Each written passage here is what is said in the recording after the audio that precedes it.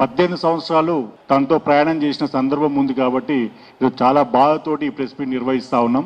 ఈరోజు తెలంగాణలో మరి రాక్షస పాలన నడుస్తూ ఉంది రేవంత్ రెడ్డి నాయకత్వంలో. ఈ రాక్షస పాలన పోగొట్టాలంటే కేసీఆర్ రావాలి, మళ్ళీ తెలంగాణ సస్యశ్యామలం రావాలని చెప్పి మా 60 లక్షల మంది బీఆర్ఎస్ కార్యకర్తలు కోరుకుంటా ఉన్నారు. అదేవిధంగా 4 కోట్ల మంది తెలంగాణ ప్రజలు కోరుకుంటా ఉన్నారు.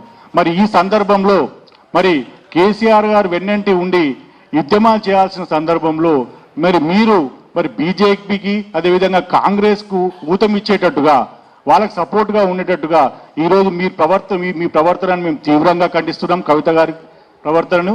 అదేవిధంగా మరి ఈరోజు మీరు హరీష్ రావు గారి మీద అదేవిధంగా సంతోష్ గారి మీద చేసినటువంటి ఆరోపణలను కూడా మేము అందరం కూడా తీవ్రంగా ఖండిస్తూ ఉన్నాం. ఎందుకంటే నేను సజీవ సాక్ష్యం.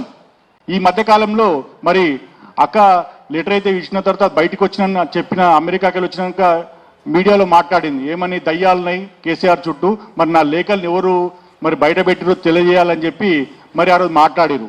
అప్పుడు మాట్లాడినప్పుడు అనేక సందర్భంలో పొడుగు దయ్యమని పొట్టు దయ్యమని చెప్పి ఆమె సోషల్ మీడియాలో చాలా మంది కామెంట్స్ పెట్టడం జరిగింది.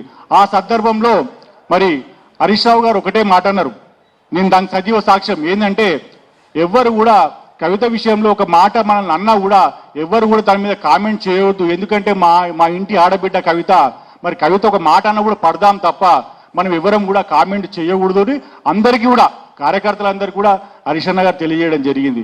అదేవిధంగా అనేక సందర్భాల్లో తనని ఇబ్బంది పెడుతుంటా కూడా మరి ఎక్కడ ఉన్నా మనం ఇంకా కేసీఆర్ కోసం పనిచేయాలన్న ఒక ఆశతోనే కేసీఆర్ గారు పనిచేస్తా ఉన్నారు. నిన్న మీరు ప్రెస్ మీట్లో మాట్లాడినప్పుడు ఒకటి చెప్తా ఉన్నారు, మరి హరీష్ రావు గారు కుట్రలు చేస్తున్నారు, మరి హరీష్ రావు గారు ఈ పార్టీని చేజిక్కించుకునే ప్రయత్నం చేస్తున్నారని చెప్పి మీరు ఒక తీవ్రమైన ఘాటు వ్యాఖ్యలు చేసిరు.